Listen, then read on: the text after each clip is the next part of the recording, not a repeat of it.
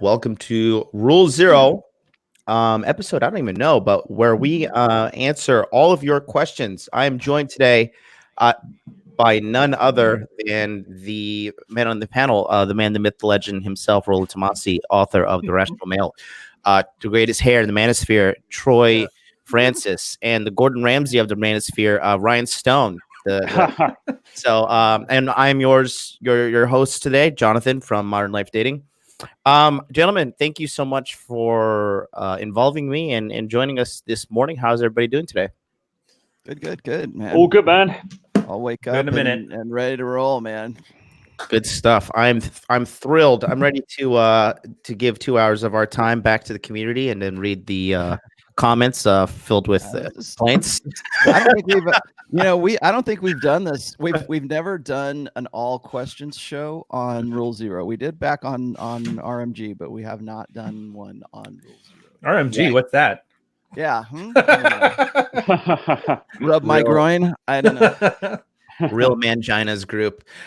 So yeah, guys. So we're gonna show it to you right now. On our Facebook page, you can see it right here. If you just go to Rule Zero fan page, this is where we have everything on regards to the show. It is a private group. You have to be scanned in order to see if you can enter or not. But today we actually have a ton of questions, and we're gonna get into them. And also, if you want to get my attention, there's the chat, there's super chat, there's the whole 9 yards. But we're just gonna get right into it. So we have looks like about 43 or so questions here. Now explain to them why we decided to do this. Because we were getting the stream or the feed was getting just piled up with questions and people just talking shit and people just wanting to get their questions answered. So hopefully this clears out the queue. Yeah. So I mean, ultimately, the reason we do what we do is to help men in the community, and we just wanted to dedicate today's episode. It's going to be a good solid 2 hours where we literally are just going to plow through and answer all of your questions. So we're just gonna start right off. Let me pull up the screen one more time, and we're gonna start here. It looks like Matthew Sylvie says, "I've posted this question before, but it would be good to get your take on it. If you could create a modern day, I don't know how to pronounce this, a Goge, what would it include?" And this is a Spartan training regiment. Yeah. A Goge? A Goge, yes. Okay. There are people who are God, who the hell came up with that? Who dug that out of the Spartan lifestyle?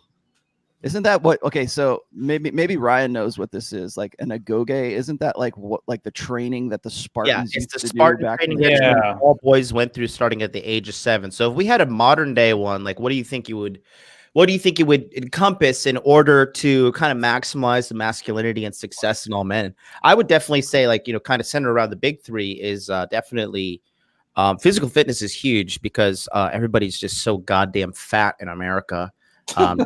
Just understanding that calories in versus calories out, understanding what is a carb, what is a protein, what is a fat. I think that is a huge thing that is completely undermined in the American education system. There are a lot of porkers in UK as well, right, Troy? Absolutely. Yes, there are many porkers in the UK. We've got McDonald's, we've got Burger King. It's just people love to eat, and it's only getting worse, I'm afraid. So that's what I would say. Definitely increase, take care of the nutritional aspect. What else would you think is some kind of I think also education on money, cold showers, push-ups on your knuckles. Probably education on finance is probably really important. And I mean, I'm not, I don't put myself out there as an expert on this, but it's been said by many people. I mean, why do we not get taught this stuff in schools? There's all of this stuff about interest rates, about saving, about having to all this kind of stuff. Why doesn't it get taught at really elementary level in schools? It's such basic stuff, instead of this abstract stuff that we memorize, and then it doesn't actually help us in our day-to-day lives. So that's see what you're talking about is like there used to be way back in the day. Here I am, Gen X, so I remember these things. There used to be in high school, there used to be home economics. There was a home ec class that you could take. And unfortunately, it was like an elective. And mostly it was girls who did something like that because they wanted it. Like you could learn how to bake. You could learn like there's just like basic things in life that you would learn how to do because like even back in the 80s, like they still weren't like parents weren't teaching that to their kids.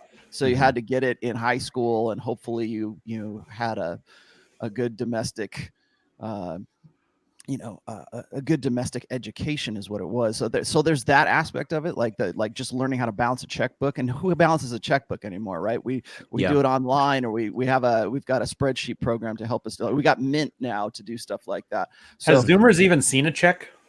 Yeah, I know what even is a check, right? Yeah, and I mean, I'm joking. Of course, people write checks, but like, I think most people do their banking online right now. So there's maybe that's something that we need to teach the next generation. I'll tell you that for right now. I think that we need to also teach civics for sure. We don't have civics anymore. In what sense? What do you mean by civics? Well, we don't knowing how your government works. Yeah, knowing how your government works. I mean, you can take classes in government, but you're going to get you're mostly going to get this education in like liberal studies or liberal ideas or leftist ideas. And that's people want to say that, oh, that's in the colleges. That's all the way down to like kindergarten, man.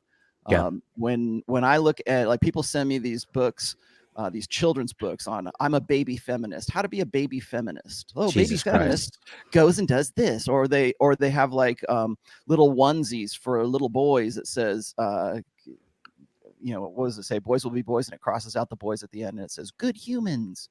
That's where that shit starts. I mean, they have to go younger and younger and younger. And I mean, in all seriousness here, I did my best to cover a lot of this in my third book in Positive Masculinity, because I had so many guys asking me about how do I parent in a red pill fashion? How do I parent my son? When can I give my son your book? I'm like, dude, whoa. My son's 6 years old. Can I give him your book? Like, no, you can't. But they want to, and guys wanted to have. I understand the nature of this question. Like how are we going to train up the next generation? I have kids. How am I going to train them up to be, different from this effed up millennial generation that we're dealing with right now? And so, yeah, maybe there does need to be. So I think in the go gay, tradition or whatever, didn't they like a child could be a child until it was like 6, and then the father would take the child away from the mother, and then the father took over. I think it was 6, or it might have been 8 or something like that, where they take the child away from the mother, and he learns mostly from the men folk. Like he learns how to be a warrior. He learns how to be, The British did that too. That was the whole boarding school culture. Yeah, that's another good example of that. Yeah, that was pretty brutal, really. I mean, kids were taken away very early from sort of 6 or probably actually younger, really, and sent to first prep schools and then to the big, public schools, and didn't hardly saw their parents. And I guess the idea was it was a rite of passage. It was to toughen them up. Thank you, Afi, for the $20 super chat. He says, "Morning, guys. Salute to the panel. Having my tea, listening in. Afi Kingdom, you're a good man. Thank you so much, sir." Yeah, definitely. I think civics. I think we are. But see, here's where he's going with that, though. Like, it's easy to say civics. It's easy to say, let's teach them home ec. The basic shit that we're not teaching kids right now. But another thing I think, particularly with they still teach home ec in Japan. You know that? Oh, do they? Yeah, good. Yep. But they don't have ovens in Japan. So what are they going to teach you? Is that you cut a carrot? They don't do what? And what do you say? You said there's no ovens over there. So what the hell are they teaching you to cook? Oh, they teach you how to sew. They teach you just like basic life skills, like every elementary school has a garden, and all the children have to like learn how to grow plants and how to like cultivate food from the ground, grow sweet potatoes, grow carrots, all that stuff. So it's all learn how to do something outside. Yeah. So here's something I don't like about this question, though. I hope you don't mind me taking this one over. It's asking other people to solve their problems.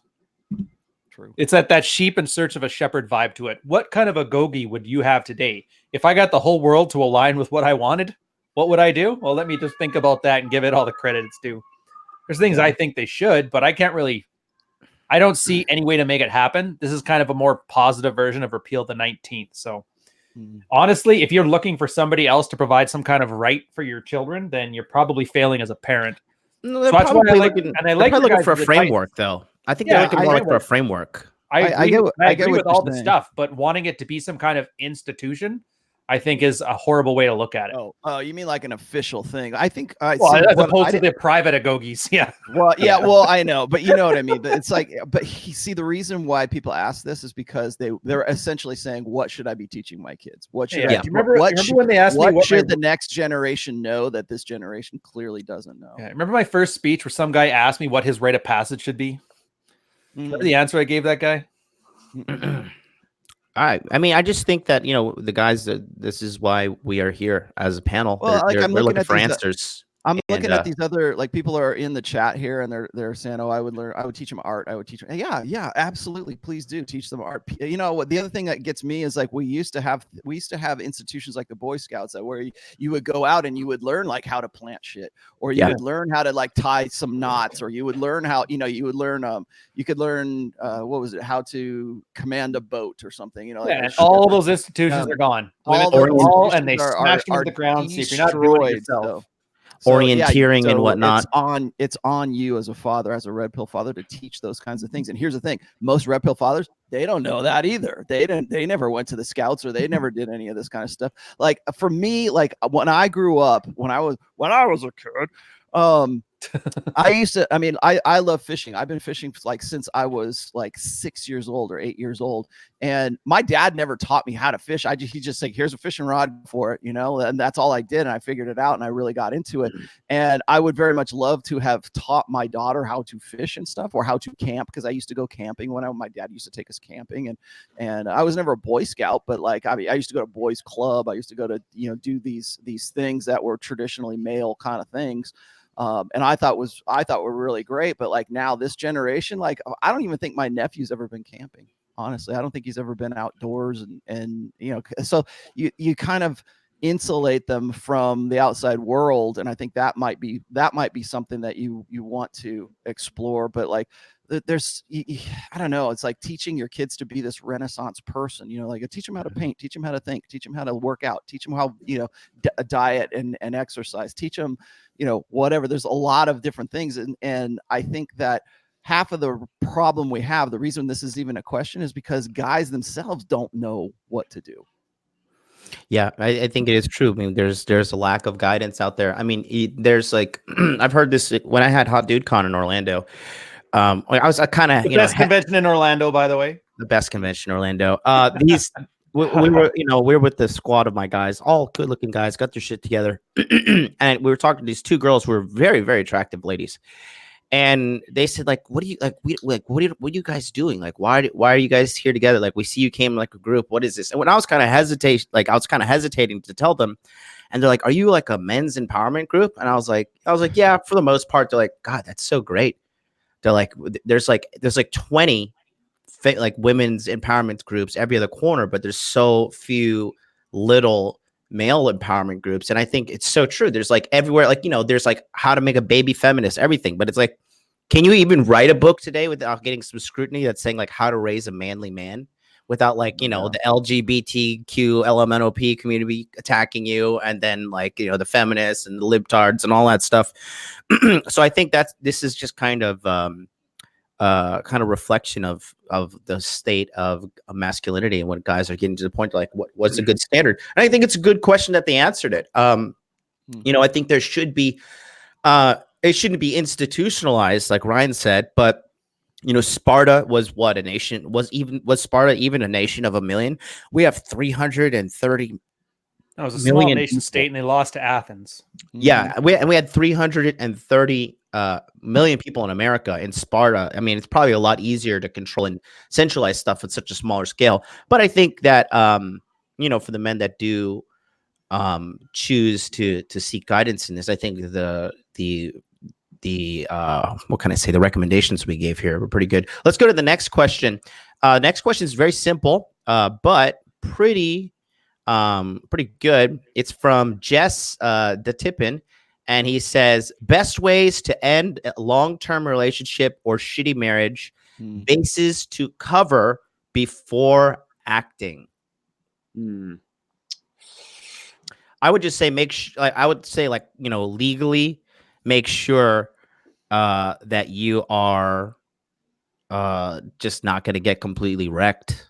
That's in the fucking divorce court. That's what I would say first and foremost. And legally talk with your lawyer, talk about your desired end state, get them to show you what steps need to be taken to get as close to that end state and to align your expectations with reality.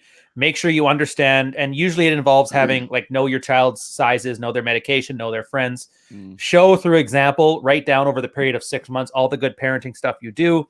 So when the case comes, that you can establish a proper amount of support, as well as make the lifestyle changes necessary. Obviously, being in the military, when you're deployable, they won't give you custody because it's just not feasible. So if you do want custody, you may have to leave the military, start with a civilian job. Do not say any of this to your wife. Don't talk to her. Don't bring it up until you have the paperwork finished and ready for signature, because anything you do at that point is only giving her an opportunity to strike the first blow. Beyond that, just trust when you start the process that it will finish and you will end up better off from it. And the less you take your feelings out of it and the more methodical you are, the better off you'll be. Suck it up. 7 months later, you'll be fine.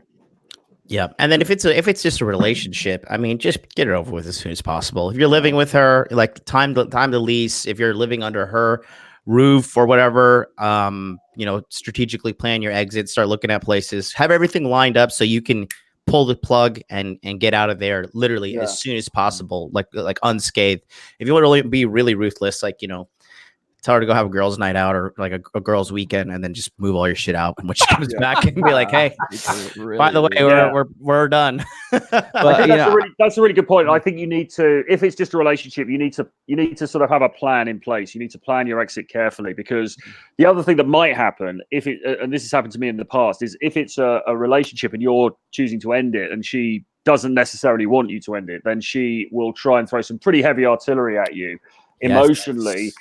To try to keep things going, and you've got to be prepared for that, and you've got to be able to stick to your guns. And I mean, the best way of doing that, in my experience, is just removing yourself physically from the situation. So, I was living with a girl. I was living with a girl very briefly. It was about 6 months or something. We lived together a few years ago, and I almost immediately I knew that it wasn't for me. This situation was just not. It just wasn't going to work for me. Do you know what I mean? But after about 3 months, we got into a massive row. I basically said I wanted to end it, and she kind of talked me around, and I sort of let it. And she talked me around so effectively that I kind of said, okay, fine, we'll give it another go. And then it went on for another 3 months, and then I was like, right, I need to get out of this situation. So basically, she went away. I spoke to her on the phone. I said, you've got to leave.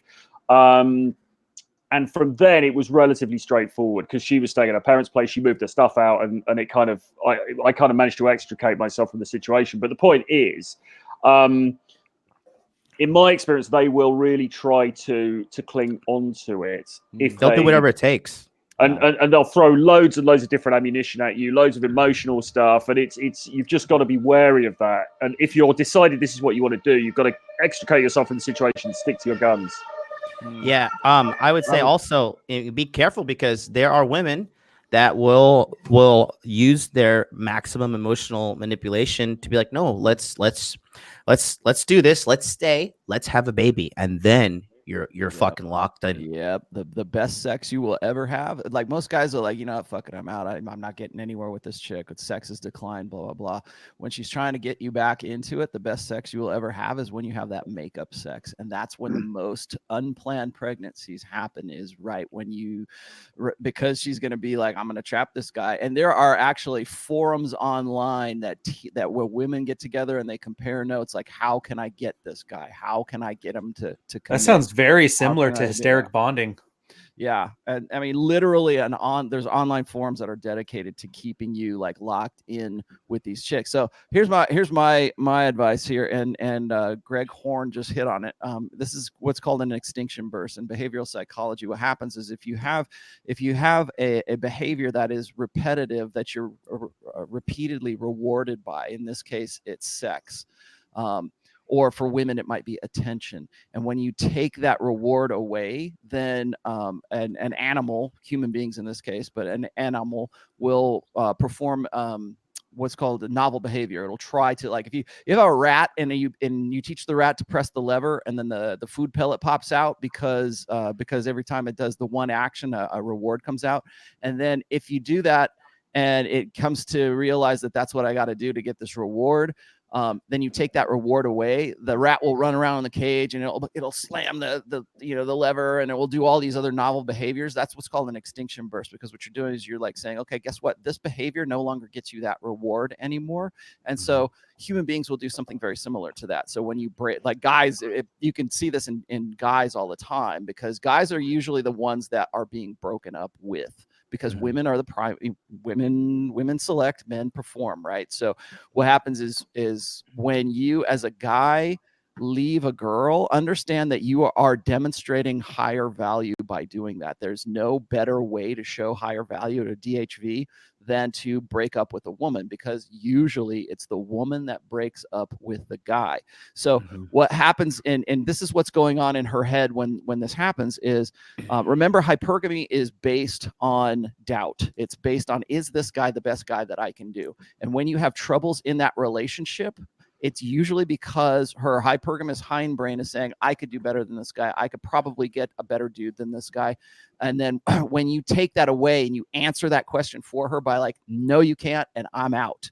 Yep. And you leave, there's no better, higher value. And even if it's not true, the act of you doing that messes with that question. It messes with that hypergamy. Like, is he really the best I could do?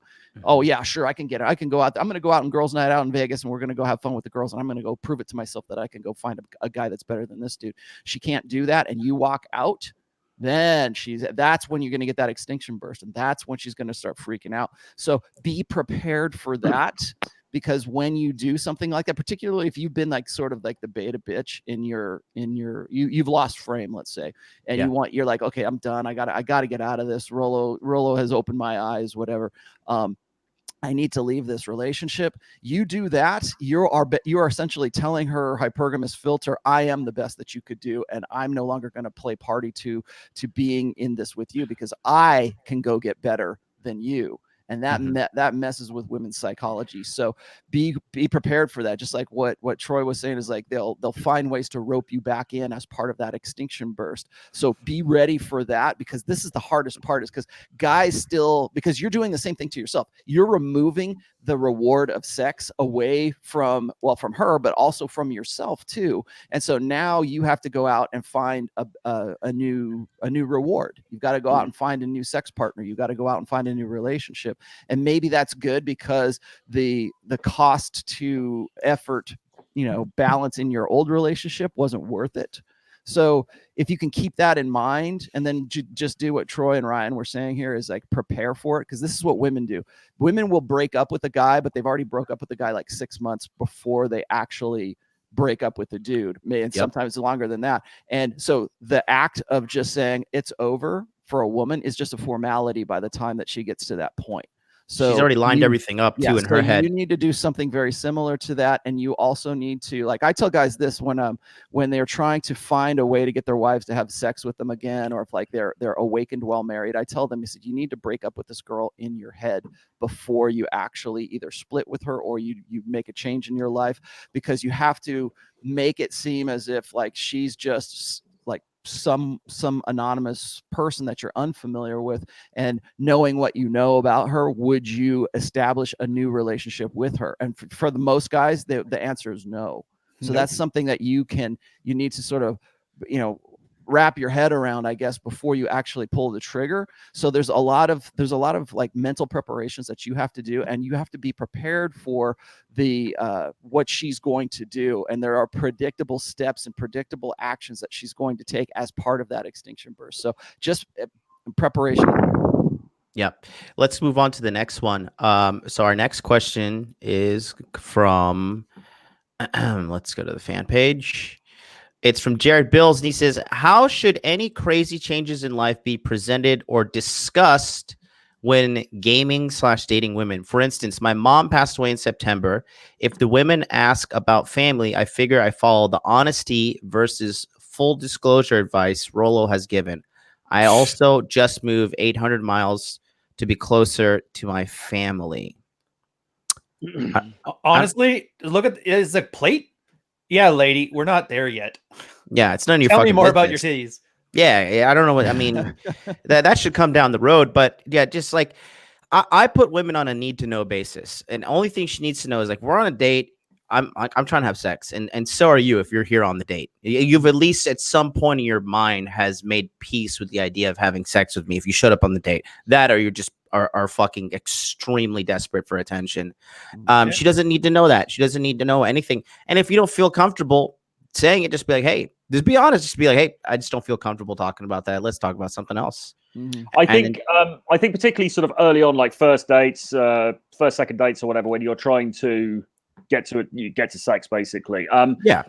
You don't want to be discussing anything that's too heavy. You don't want to be talking about really sort of deep family issues or deep personal issues and stuff like that, because religion, politics, Trump, posting your blah, blah, prescriptions on the internet, kind of publicly. Exactly. Because it just brings it. I mean, I don't want to comment on this guy's situation specifically, because I mean that's a terrible thing that's happened to him. But yes, I mean, absolutely, just in general, if there's some sort of heavy sort of thing that maybe has happened to you in the past, or there's something that you're going through, all of that is fine. But it's bringing that up, particularly early on in the, when you're first dating and you're trying to get her into bed. Nobody wants to hear that. It's a massive vibe killer, and it's best just to leave it out. Now, even then, further down the line, you get into the issue of showing too much vulnerability to a woman, and maybe Rollo would comment on this, but is tricky anyway. But certainly at the very beginning, I think you just want to avoid deep topics as much as you can and keep everything as shallow as possible. That's certainly always been my strategy anyway. When women want to go on a date with you, they want to have it light, friendly. It's gonna be fun. They don't care about you. They care about their emotional state. And that's the thing. Even if you want to make this sound kind, just say, look, I'm a mystery right now to her. She knows nothing about me. Why would I just give her everything and ruin her ability to chase me? Yeah.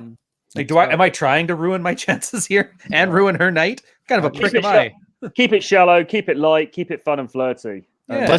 Let's just. You want to move on to the next one then? Well, let me just really quickly opine on this. I put two links in the chat there. One of them is called Breadcrumbs. The other one is called The Flow. Okay, you need to read these. What I go into in Breadcrumbs is guys get into this idea, particularly beta guys, is early on they think that they want to get past the sexual tension part of the date. I put the flow in there because there's a certain flow that works. Like you can call this mystery method or whatever you want to. Like mystery used to separate a seduction, or like he used to break it up into like 3 different parts. There was a 3 phases, part, 3 subphases for 9 parts. Exactly. So but what that is really is what I get into in the flow. There's sort of like if you're going from like not knowing a person from the approach all the way to sex. Mystery always says that it should be like 8 hours between, and not all at once. Like maybe you see her for a couple hours and then you meet her again for a couple hours and whatever. And so there's like that. There's a definite like phase by phase flow that you can get to. But again, when I go into Breadcrumbs, what I tell guys is like never spill your guts on the first date, because most guys are beta guys and they believe in this one lie, that is, she's got to be comfortable. I have to make her as comfortable as I possibly can, because all women say to me is, I have to be comfortable before I can have sex with you. That's the first thing. And then they'll go and have sex with the hot guy in the foam cannon party in Cancun. Okay. So it's not about comfort, but beta guys think so because they themselves are uncomfortable with the tension and the early phases of dealing with a woman, like going through the dating side where there's too bad. Anxiety is like the best urgency, aphrodisiac. Yeah. Anxiety, urgency, like competition anxiety, even a little bit of dread, a little bit of passive dread, instilled in that really builds up attraction and builds up arousal on a woman's part. And most guys kill that for themselves because they think that that's bad, that that's something that they have to get through in order to get to the comfort, in order to get to the sex. And that's not how it works. Comfort comes after the sex, not before the sex. Yes. Remember, like comfort is an oxytocin feeling. Okay. It's a trusting, it's a nurturing feeling that comes post orgasm. Okay. Testosterone and all those other endorphins that come because of sexual tension, that comes pre-orgasm. So don't go and, like I talk about this in another post called the pheromonal beta. And it's like, what's the idea is you're supposed to jerk off before you go and go on a date, so you don't come off as being needy and wanting and stuff. It's like, no, that's what you need. You need that energy. You need that the motivation that kind of urgency inspires in you, so that you can build that up, and you can what Mystery would call increasing her buying temperature, right? Like building up that urgency, building up that am I going to get laid? Am I not going to get laid? That kind of stuff. And getting to the point where she's built up to a point where she wants to have sex with you, and then you get into comfort, then you get into rapport, if at all. And the way that you do that is not by spilling your guts and telling your life story on the first date at the restaurant table. Okay, yeah. You need to give her little crumbs, little breadcrumbs. She needs to earn little pieces of you. She needs to be able to, like, once you reward her behavior, her desired behavior. She asks you about something. I don't really want to talk about that right now. What about you? And you lead the conversation, but you give her a little bit more about you, because there's nothing, and learn this right now, there's nothing that is more satisfying to a woman than to believe that she's figured you out with her feminine intuition. Okay. There's nothing that is more satisfying for a woman to do that. And so use that shit to your advantage, man. Give her just breadcrumbs to lead her where you want her to go. And so you reward her with a little bit more of yourself. Don't just say, here I am. And it's like, what's the 48 laws of power is like, it's, scarcity increases value, right? So if she has to work, if she has to earn those little breadcrumbs of you, that makes it feel like she's actually earned something. She's actually having to to get with a guy who's high quality. And you're also changing the nature of the game. So you're not qualifying to her. She has to qualify to you. And there's ways to do that by just giving her a little bit of information. Just get, oh, that was good. So here's a little information about me. And you give her the breadcrumbs. So read breadcrumbs and read the flow. Yeah. Dan dropped $50 in the super chat. So I'm going to, he has a pretty serious question here.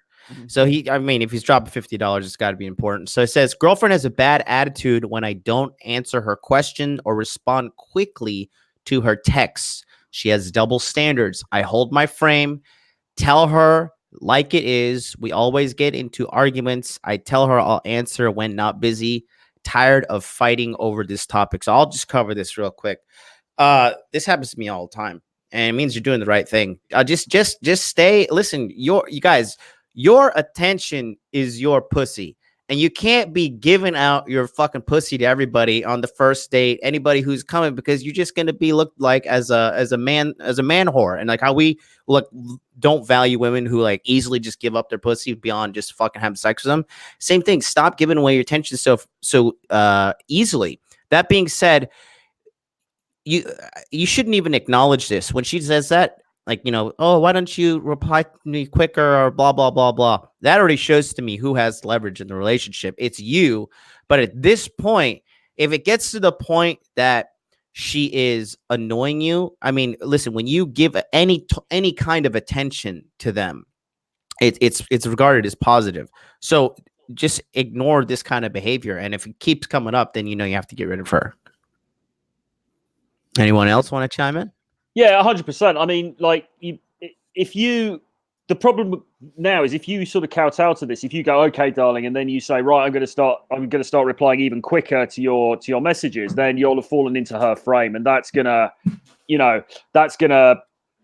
repel her rather than attract her. Because as John says, at the moment, it seems like you've got the frame here, you've got the whip hand, because she is asking you for more attention, which is good.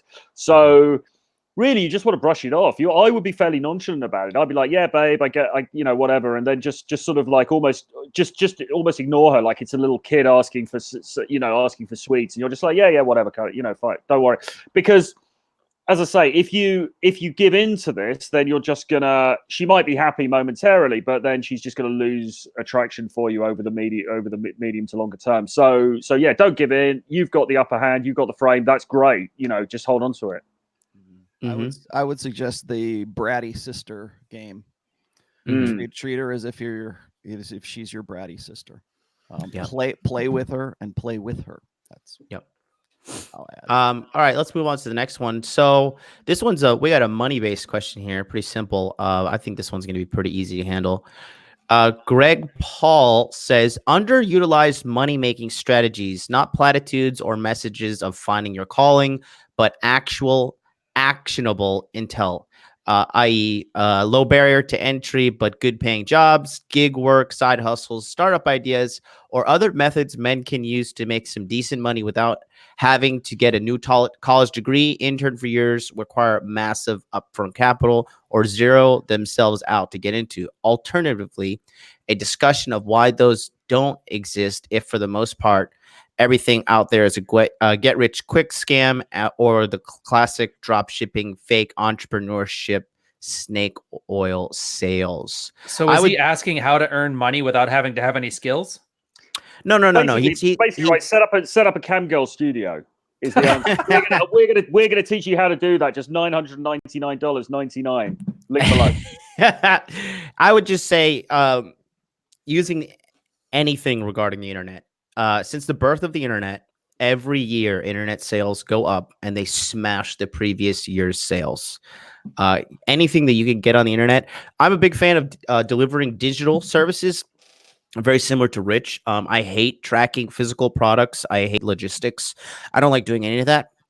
The most profitable thing you can sell in this planet, okay, is a digital item because the transaction is instantaneous. You get the money instantly. The product is delivered instantly.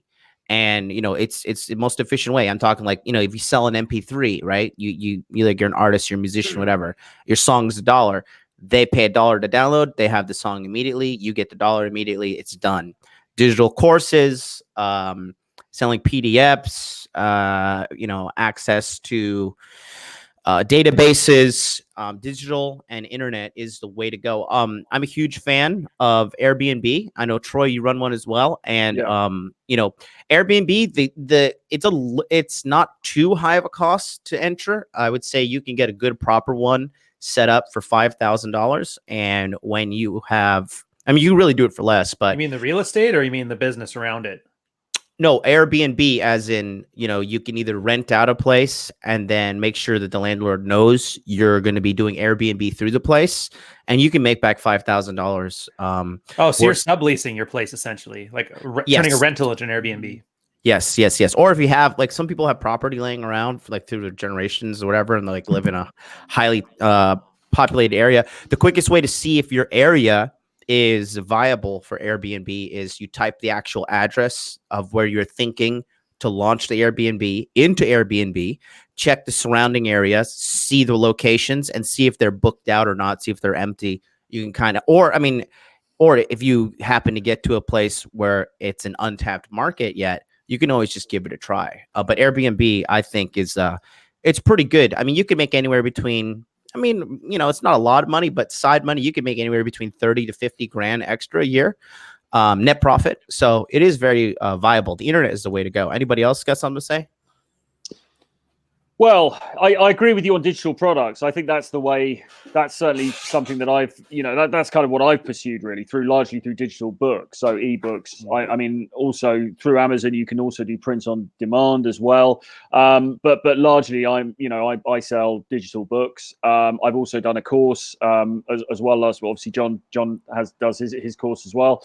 You can also sell consultations online. That's been the model that I've used. I think I agree with you in terms of physical products. I think physical products, it was weird because on the business Twitter, sort of Manosphere business Twitter space, you got a lot of guys saying, oh, you should get into physical products because it's not a proper business until you've done that and everything. I just think, well, if that's your view, but you're just introducing another load of difficulties and logistical issues into it that don't need to be there. So digital products, fantastic. But fundamentally, you need an offer and you need traffic. So well, I suppose before that you need an audience. Then Yep. you need, or rather, you need a target market. Then you need an offer. Then you need traffic. So think, who do I want to sell to?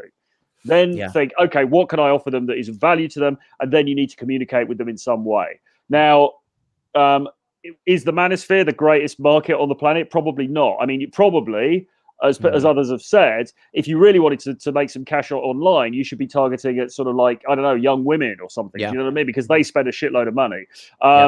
You know, we're stuck in this market where we're selling to guys who are very, very skeptical and, you know, slag each other off online the whole time, which is kind of maybe not the ideal market. But you want to have a target audience that you understand. Think, okay, so what do these people want? And then think, how am I gonna speak to them? And you can speak to them through free content, which is what we all do a lot. So you can do blogs, you can do Twitter, you can do Instagram, and find different ways to communicate with that market and tell them about your product or service. Or you can do paid ads. And paid ads is something I don't know an enormous amount about, but there are loads and loads of experts in terms of Facebook advertising and all that kind of stuff. Facebook ads, YouTube retargeting. I mean, look, these days and age, if you have a product that, you know, if a product sells one time, it'll sell 100 times. Yeah.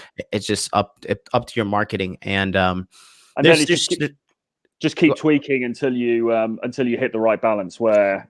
Yeah, don't just think they're limited to the manosphere either, man. The internet is huge. If you cannot even fathom how big the internet is, and what most guys got to get out of is this scarcity mentality with money. Money's everywhere. Okay, money is fucking easy to make. The most valuable commodity in all existence is time. So I mean, you know, if you're serious about getting into that, I would say, well, let's put a cap on this subject here and move on to the next question. But definitely something through the internet. It's a great equalizer. Don't nothing stupid like driving for Uber or Lyft or something like that. That's really bad. Dead ends. I'll just really quickly here. I'll give you a word of wisdom here. One guy once told me is that there's a river of money out there, and all you have to do is figure out a way to divert a little bit of that river to your farm. So how you go about doing that, I mean, just understand, like, it took me a long time to get out of the mindset of scarcity, of thinking what I called, I talked about this on my Wednesday show. It's like it took a while for me to get out of thinking small. And the way that I got out of that is because, well, first of all, I was working in the liquor industry and I was working for other people. And so, like, one of the reasons I double majored, and one of my majors was behavioral psychology, is because I wanted to understand sort of the minds of the guys that I had to work with. And then it got to the point where I'm like, why am I not doing this? Why do I not have a product? Why do I not have a brand? Like, I always talk about like the brand of me. Right now, like, everybody online has a brand of me. If you are on Facebook or you're on Instagram in some way and you're putting yourself out there and you're showing people what a great life you live, that's your brand. Whether you're optimizing that for money or not is irrelevant. That's your brand. Like, what exactly are you that you're selling? And I've been doing this pretty much my entire professional life.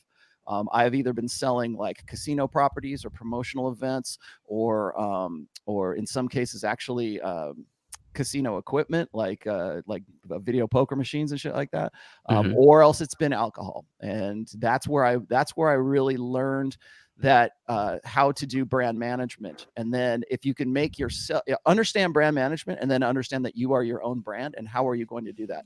A lot of guys, like, when they get into drop shipping or something, they're like, people want me to say drop shipping, right? Okay, drop shipping, here you go, that's how you're going to make $1 million. But it doesn't matter unless you have a real brand that people give a shit about. Right, you can put your logo on, you know, dark glasses or what, you know, sunglasses, whatever you want, right? But if people don't give a shit about your brand, they're not going to care about whatever your drop shipping thing is. So I've seen some really clever ways to do this. Like, people will learn about a demographic. Like, you have to have at least some sort of business sense. You have to learn about a demographic. Like Troy was saying, the manosphere is a very limited demographic. There's some money in it. Obviously, there's people that need that. But like, if you aim at like gamers, or you aim at guys who like to do cosplay, or girls who like to do cosplay, understand the psychology of the people who are in that demographic, and you can make a shit ton of money. Definitely so. One thing I'll add to that quickly before we move on. I like looking at this too, and a bit of a long-term thing. Now, obviously, I'm not the pro at this. I'm still new at it, but I'll use my YouTube channel as an example. The channel right now, it's not huge, it's growing, but I'll put out a video. The video takes way more effort than it is for revenue in that first 90 days. But for videos that are older than 90 days, they pull about $1 of revenue in a day. If I can get 1,000 videos on a backlog, that's 1,000 or a month. I mean, $1,000 a month on IP that I've already dealt with, and it's reoccurring. It's like a royalty payment almost. I've been approaching this with the idea of building up enough of a body of work. And you guys are writers. You probably have the same thing where you wrote Rational Mail once. The hours you put into it most likely dwarfed any value you got from the first sales over the first year. If I'm being correct me if I'm wrong. Oh, absolutely. Well, and you got to understand that when I did the Rational Mail, it was over the course of like 10 or 12 years because those were from conversations and things that I had done. I had to actually go from being in a forum environment to a blog environment, then into a book environment. But yeah, the real work that I did on the Rational Mail, was when I was converting all that stuff to blog posts, like conversations I'd had into blog posts, and then from there rearranging those blog posts to be like intelligible in a book format. And so there's maybe my book's not the best example of this, but you are correct in that and all the payments come in the back end, but the work at the beginning totally not worth it. And 3 books, now 4 books, Troy with 10 books. As these things start adding up, like, yes, to look at a book as a singular product is horrible. The ROI is ridiculous. There's not a lot of money in book sales. But if you start building up a larger body of work that has residual sales attached to it, you end up creating a sustainable level of income with a lot of work on the front end. And I enjoy that part of it. That's about as close as I think to passive income as you're going to get. And all you're doing is you're front loading the effort. Granted, they have to be useful. If you write a crappy book, nobody's going to read it anyway. So yeah, if you're writing pamphlets, don't just go and add a few hundred more pages to it. All right, let's move on to the next question here. Let's take a look at the fan page.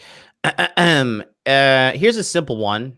Can we impeach the president of the manosphere? He's never been president in the first place. Andrew K says, how to stop white knighting your blue pill best friends. I would just say speed answer there. You just got to let them be. If you want to save your blue pill friends, you got to live a life that's worth people asking questions how to get there. The sad reality is, listen, you're going to watch some of your blue pill friends self-destruct through stupid relationship decisions, getting that one girl pregnant who you know is a fucking whore. Oh yeah, they'll fight you on it too if you try to stop them. Yeah, if you're really serious about it, start a platform like we did. Because I used to try to fucking save all my blue pill friends, and guess what? Nobody wanted to fucking hear it. But I had so much to say, so I said, "Fuck it, I'll start modernlifedating.com, and I'll just tell the world, and those who want to listen, I'll attract those who want to listen." But trying to sell, once, twice, maybe that's about it. But you're a good guy for wanting to do that. But at the end of the day, you can't. I mean, you can lead a horse to water, but you can't make it drink. Yeah, I talked about this, I think, on your show just the other day, John.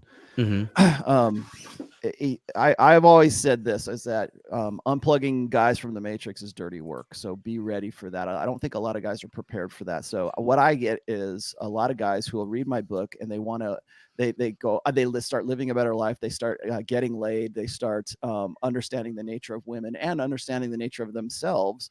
And it's like they want to spread the news, right? They become red pill evangelists. They want to go and say, hey, here, you check this out, read this book. I can't believe this has changed my life. Here's the information that I, excuse me, buy these Amway products. Yeah, exactly. And that's why, people say, well, Rollo's a cult leader. I never set out to be a cult leader, but like, I'm glad that people that's the thing. It's like, it's such a good idea. And it's such the information is so good that guys want to spread the news. Why wouldn't they? Right. Especially if you see around you, like your brother or people who are related to you, who are like, they're trapped in these really bad relationships, or maybe it's your dad. Maybe it's your dad who's been divorced like 3 times. You want to go, hey, dad, read this book. It'll change your way of thinking about things. And those guys are not ready for it because their existence is dependent on the blue pill. It's dependent on believing the things that they believe for a very long time. And that's what that belief in the blue pill is what made them who they are. And so when they see that, like, oh, this is just misogynist bullshit, or this is just, oh, I can't believe you believe this kind of crap. And so they get it thrown back in their face and they watch, a slow train wreck of their brother or their father or their best friend or whoever. And they don't know how to unplug their friend. So what you have to do is you have to remember that unplugging guys from the Matrix is like triage. So you got to save the guys that you can, and then just read Last Rites to the Dying and move on to the next guys. And then hopefully at some point when they're in a moment of crisis or in a moment of trauma in their relationship, say, look, this is what I read when I was going through the same thing that you're going through, and maybe some of it sticks. Yep. Good stuff, man. Let's move on to the next one really quickly here. We got a ton more. This guy wrote that fucking paragraph. He says, what is reality's relationship with red pill praxology? That sounds like a roller question. Reality? I think I would have to get an idea what he's talking about. Yeah, he wrote a fucking he wrote The Rational Male Volume 4 here with this fucking long ass fucking thing. I asked him to. I said, "Do you expect me to read this on air?" Let's just move on. Well, I was just gonna say is like reality has a red pill bias. Let's put it that way.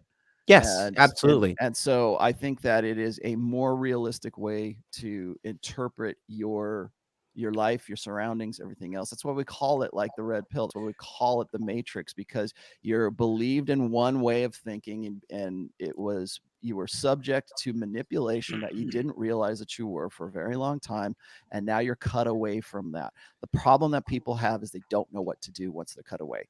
They're not creative enough. They don't see the opportunities enough. They've never been asked what they want. Exactly. They've never had accurate information upon which to base their lives. So that's why they get confused. That's why they can't cross that abyss. That's why they go black pill. That's why they go MGTOW. That's why they go purple pill. That's why all this shit happens, because they don't see the opportunity in a red pill paradigm. I would disagree with you on one point where you call it more realistic, and that's the whole truth thing. I'm not saying it's not true. Mm-hmm. I don't like framing it in that way, because then that opens the floodgates for people to start looking for imwrong.com and finding some, this is not true. You guys said all women are like that, but I found 3 women that aren't like that. It's more useful. It's a useful mental model. Now, if it's true, great. But if it's not true, I'm not going to lose any sleep over it. Right. Having said that, truth is the easiest way to find things that work. And because it is a praxology and not an ideology, okay, because of that, guess what? If I'm wrong about something, we change the freaking plan and we say, okay, that wasn't working. Let's go on to this. We don't go, well, this is the way we always did it. It's an ideology and we always follow this, even though we're going to go off we're going to exactly 6 months ago, we ditched the aviator shades. We found out it wasn't working anymore. Yeah. Well, because it's remember, praxology is a loose science, but it's still a science. So if science says, hey, guess what, Rolly, you were wrong about this, I'm happy to change whatever it is about that to align with whatever the consensus is, or whatever the science of it is. Convince me, please, but I'll be happy to change my mind and do better than a 99-page fucking application to go to the 21 convention, please, people. It's not a dogma. It's like, we're flexible here. Roll. That leads me to another question I want to pitch off to you. It says, how does one not fall into the black pill mindset after discovering the red pill and staring into the abyss, how Rollo calls it, given a low SMV? I'll just really quickly say, any guy can become a hard 7 or 8 by just going to the gym religiously. That's a big thing right there. Just raise your SMV. I mean, there's no need to sit there and cry about it. These guys who cry about looks and stuff and kind of have this defeatist mindset, you're being misguided into what the actual solution to the problem is. You have to stop being so defeatist in your mindset, thinking like, oh, well, I'm not attractive, then I'm just fucking doomed, and so let's let the world burn. I mean, but they never want to take that out. They always want to sit there and wallow in it. Well, Troy said if a guy truly gave up, you think he would close his garage up and start the car, but they don't.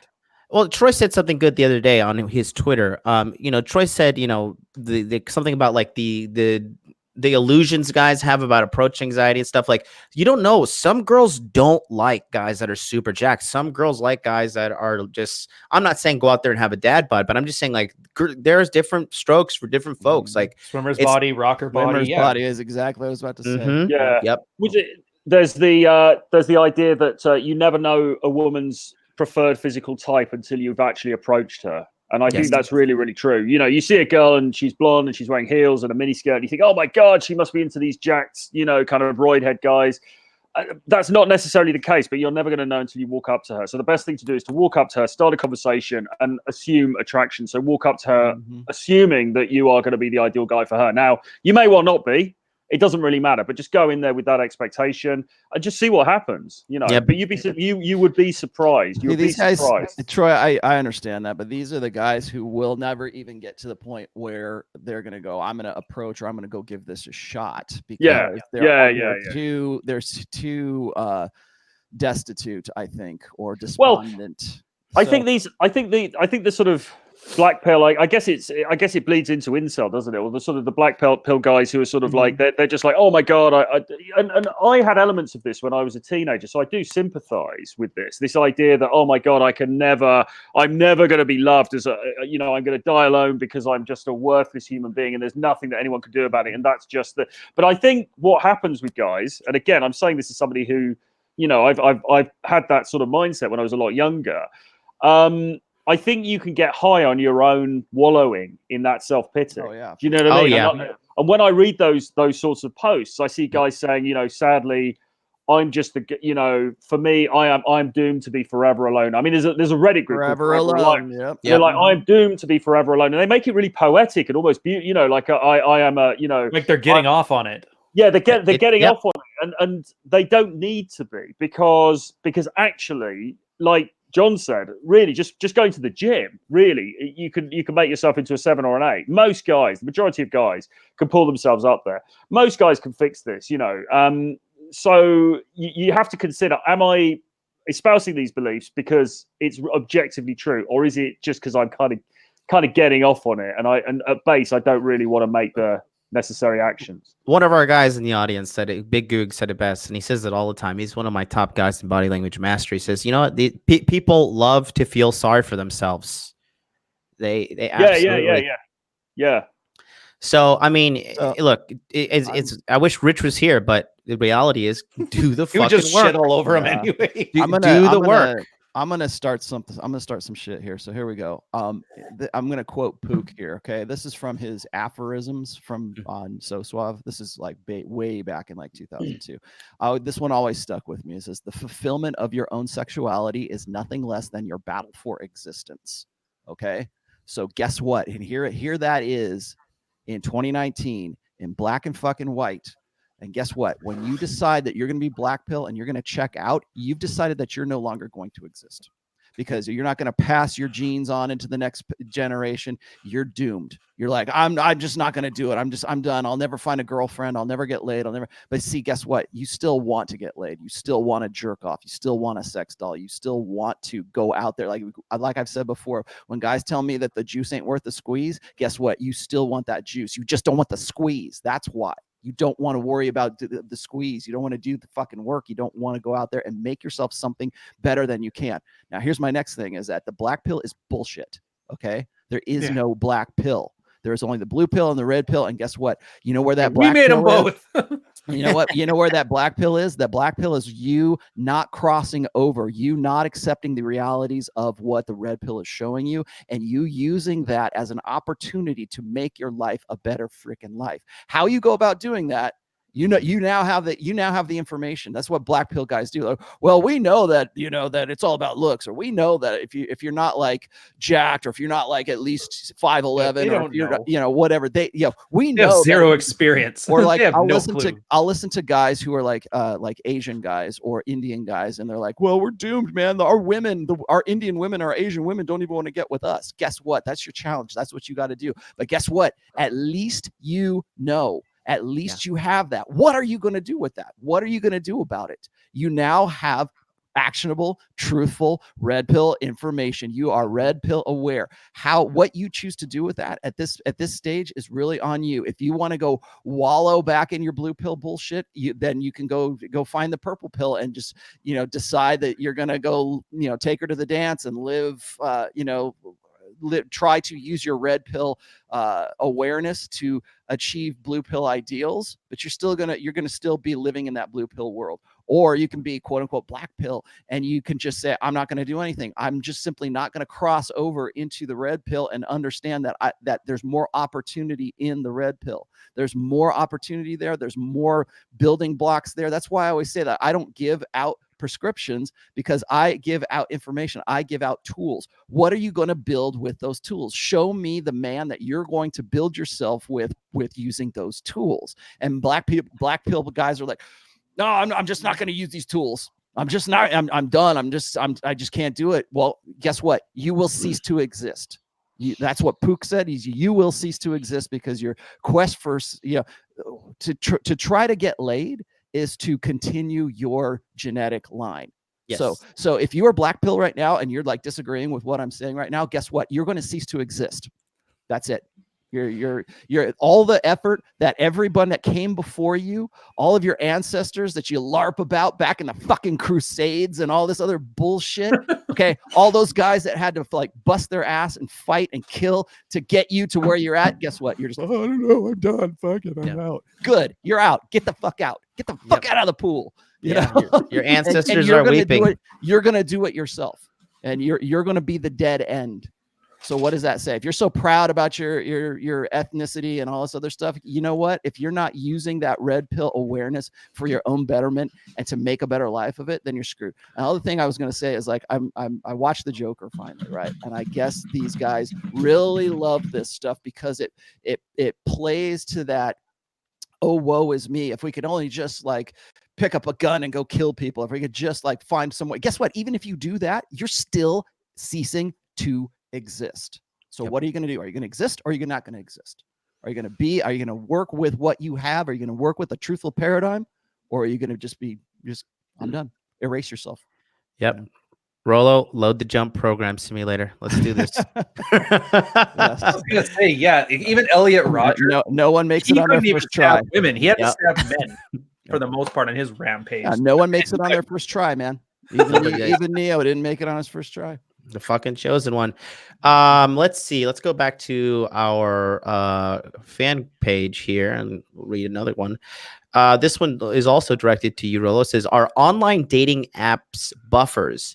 It is a lazy way to hook up that does not require you actually to achieve any status, economic and social. You could just fake everything online and get away with it.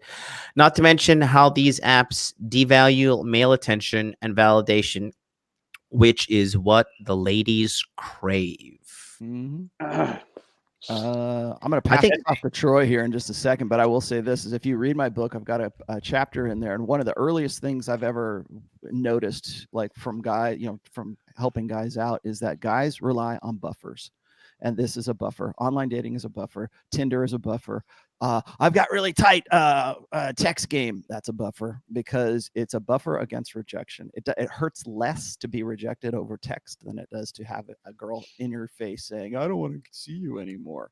Right. And that there's that hesitancy that guys have, because either they don't have confidence or they don't know what to do in real life situations, particularly this generation, because we're for the millennial generation and the next upcoming generation.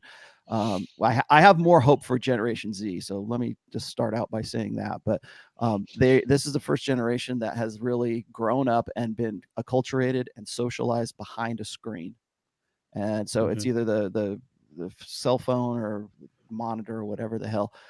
And so the way that they understand people from a social sense, or we don't read social cues anymore. We don't read body language anymore, unless when I was watching your body language course, John, I was like, I can't believe people don't know this, but they don't. I thought I was the only one. I thought, yeah, I know. I thought I was the only one too. I was like, does not everybody know this fucking shit? Well, but and that's what you're gonna get criticized for. Oh, everybody knows this stuff. He's just selling, snow to the Eskimos. No, they really honestly don't know this shit, and they need to, because no one ever taught them that. The first question we were asked was, well, what would you do about if you created your modern day agoge? Okay, well, this would be one. Okay, get the hell off of here and learn how to deal with people in real time. And I think that the problem is that you're going to actually have to force guys to do that.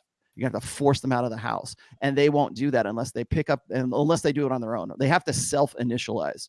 They have to find the motivation and the incentive to go out and to learn things in real time, because it's so much easier to sit back home and just jerk off and order pizza and smoke weed and play Xbox and everything else, and we're going to criticize these guys for extending their adolescence. Well, no, it's just easier. It's just easier for them to do that. They think that it's easier. And then when they get burned out, or when they get blown out, or when they see all these stats from like OkCupid or from like Tinder, and they realize that women are only interested in like maybe 15% of the guy, maybe 10% of the guys on Tinder, they go, I'm doomed. I'm never going to continue my existence. Dude, that's what I don't get. Guys should make a scouting account of a girl, and you'll see how shitty 90% of those profiles are. Like, the Pareto principle almost makes sense when you see it. People just want to suck. It's the weirdest thing.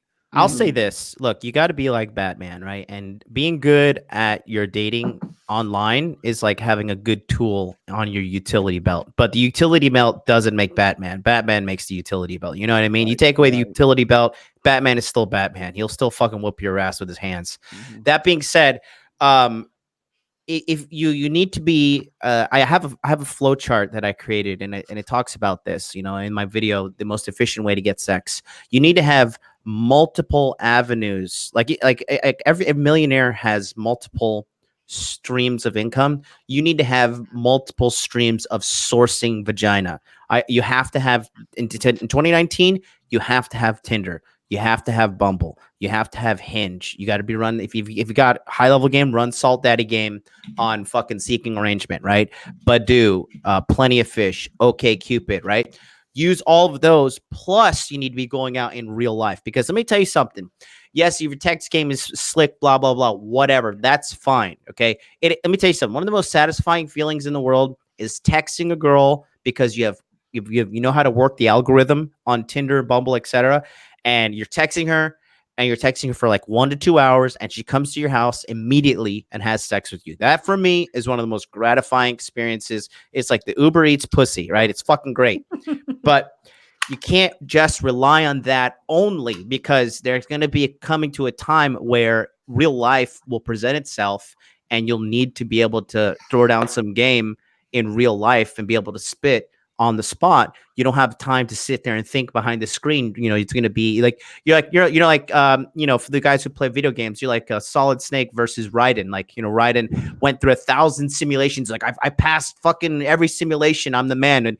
But Snake actually went through actual years and decades of hardened war. And he's like, listen here, kid, you're a fucking pussy. Like, I don't give a shit about your simulations. But it's the best of both worlds to have proficiency in both areas. However, at the end of the day, in real life, face-to-face pimping is unmatched. Period. You know what I think? Please do. Go ahead.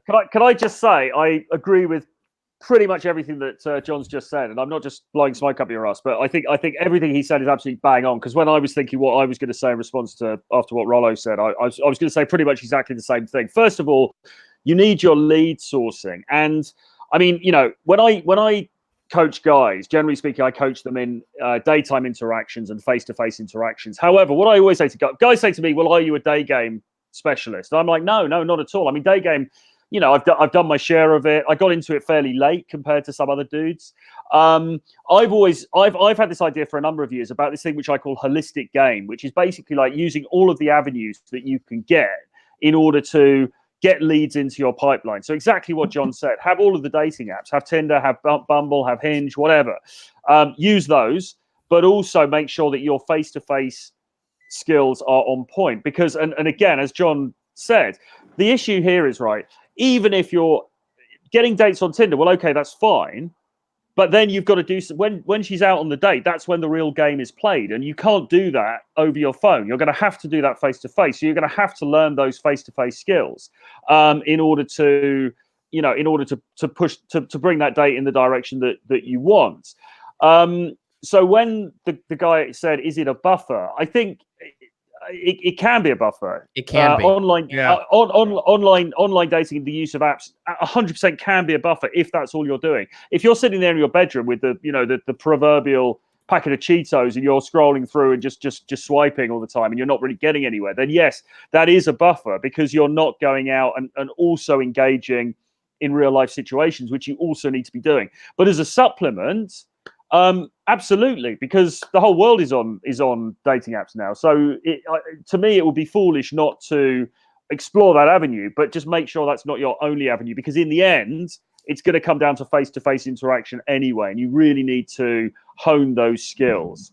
So get out there and talk to people. I love it. How about we do this? Oh, go ahead, Ryan. Go, Yeah, I was buddy. going to say, Go. from a buffer standpoint, I've actually had clients who have this problem, and they noticed it when they would pick up a girl on Tinder. They had that system down. They meet a girl that they saw the profile on Tinder in real life, and then they couldn't do the same approaches. It felt different. So when you're saying buffer, what you mean is you're compartmentalizing the sexual experience somewhat, which you shouldn't do. So if you can't get to the point where whatever your opener is on Tinder, whatever your approach is on Tinder, if you can't do the exact same thing to somebody you've met in real life, then yes, it's a buffer and you need to address that. Yes. Thing I will say that works in your favor that way is not compartmentalizing. And in this case, it's the mental model of the Madonna and the whore. Tinder is very easy. You think, oh, all girls are whores. They're great for sex. Call them up for sex. But then you meet a girl in real life. You assume you add more Madonna to it, where it's, oh, that's the potential mother of my kids. I can't talk like that. And I'm being hyperbolic here, but that's the point. It's is true. You have to stop separating women into good women or bad women or damaged women or virginal. Like, they're just women. And as soon as you stop segmenting them like this, you're going to find all these buffers go away. And then your Tinder game, your inline game, your night game, and your day game all are exactly the same. It's like me online. I sound like a tool, but this is exactly how I sound when I talk as well. Good stuff. Let's do this. Let's do a lightning round, because we're about hour 15 minutes in. I'm just going to read a question. I'm going to read a question, and I'm just going to go. So we'll start with Troy, then we'll go to Rollo, then we'll go to Ryan, and then we'll go to myself. We'll go clockwise here, and just shoot off the quick answer that you got for these, because we got a lot here. All right. Okay, so starting with Troy, let me give you this. It says, Davor says, when vetting a woman, what are some of the things that a woman should be doing to become better and heal past trauma to indicate that she is actually doing the work to be considered as a healthy LTR material? Well, is he talking about vetting in the first sort of meeting, or just vetting generally over the first period of dating? LTR. I'll assume. Okay, so assuming you're dating this girl and you're trying to work out if she's LTR worthy, you've got to be looking out for red flags, but you've also got to be looking out for positive flags as well. Like, is she working on herself? Is she going to the gym regularly? Is she studying to get a better job? Is she posting out applications? If she's complaining about her job all the time, okay, fine. What's she doing about it? Is she posting out applications to get a new job?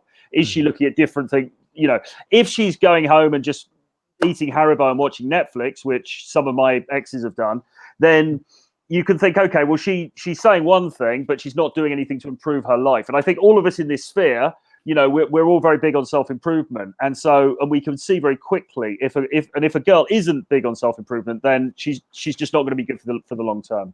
Okay, Rollo, how do I know if I'm applying red pill infield correctly? Women are in and out of my life at the moment. The more I expose myself to these hoes, the more I think I feel something is off, something's going on. Should I drop her? She still has 2 dates, etc., etc. What that sounds to me is a lot like domain dependency. I think a lot of guys get wrapped up in the same kind of social circle that they're in, or they get into kind of a modality of dating that's like, I don't know, Troy might call this, you know, just one-sided game, right? Where it's like, I'm just going to do day game. I'm just going to do clubs. I'm just going to go and see if my friends have some girl that will like me. You know, social circle game or whatever else, or whatever. I don't know where the hell you want to call it, but a lot of guys get domain dependent. I think really my suggestion is get out of that domain and broaden your experience. I mean, not to poke fun at some of the more well-known PUAs, but a lot of these guys have, you know, they have success, but they have success only in one arena. So they get formulaic with their game. That's the thing, is I think a lot of guys only see game as a means to an end, right? It's, I got to get my dream girl. How can I get my dream girl? Okay, I got to learn this. Fine, I'll learn that. I'll do that. I'll do what I can to get this, to just get the girl. Well, that right there is you're focusing on blue pill ideals, because the girl that you want to get with was created when you were a blue pill chump. Okay, you need to get with a chick who is is worth a shit in a red pill paradigm. And with your red pill awareness, what qualifies a woman, like you were just saying a minute ago, what qualifies a woman to be an LTR from a red pill perspective? If you are only in one domain, if you're not broadening things, if you're not a student of game, if you're not a student of human nature, you're going to find yourself wrapped up in those. And I can't expect every guy to want to do that. I think a lot of guys, like I said, just see an education in game as a means to an end, but you have to be sort of a student along the way as well. So broaden your game, get out of your domain. Ryan, let's go to you. Simple one. Why do other guys mate guard when I'm talking to their girl? That's easy. Oh yeah, that's easy one. Here, it's hashtag she won't fuck you, bro. Just say that, and if they get all fucking in a huff, just play fun with it. Ask the girl, hey, does this guy always protect you? Does he think I'm a danger? She knows we're sisters and brother, right? Like, play it off. You got to take serious shit from beta males. Take it serious. Take it as a compliment. Take it as a fucking compliment. They honestly, if guys aren't worried about losing the girl to you, John's right there. Like, do you want guys to be totally, take my girl to Vegas. I don't care. Do you really want to hear that?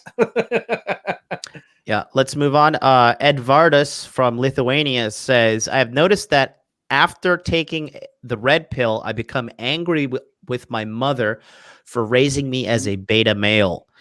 She is a widow and raised me and my sister by herself. Is that a form of red pill rage? How to cure it? Yes, it is a form of red pill rage. You got to cure it by, I already talked to you about this. You got to move out of your house. Some moms, it's kind of fucking sick, but it is what it is. Some moms use their sons as like their pseudo husbands. Joker mom. Yeah, dude, perfect. I bet she calls him the man of the house Joker too. Mom. We need a new like terminology. Joker mom. So spoiler alert: if you haven't seen Joker, I haven't. Go away now. But basically, the Joker in the movie, Arthur Fleck, he's just completely he's like modern day incel MGTOW guy. Like he's got to the point where he's like bathing his mom. She's like naked in the bathtub and he's washing her. He's prepping her food. He's taking care of her. He's paying the bills. He's doing everything. And women will do this. I've seen it in my personal coaching. Like if you want to be the best man you want to be like possible, you need to divorce your fucking mom. Like you need to get her out of your life. You need to stop living with her and living under her wing and her shade of approval, because this is something that women do. And it is not like I hate all woman speech or anything like that. This is just unfortunately a sad reality. So the quickest way to become your own man is to get out of your mother and or father's shadow. Just in situations like yours right now, your mom does it. They try to puss you up, and it's just a sad reality. Let's go back to the questions here. Troy, this next one is for you. This one's easy. You're going to love this. Troy, Neil wants to know, do women make good friends? I'm talking about the ones you have zero sexual attraction to. Zero sexual attraction.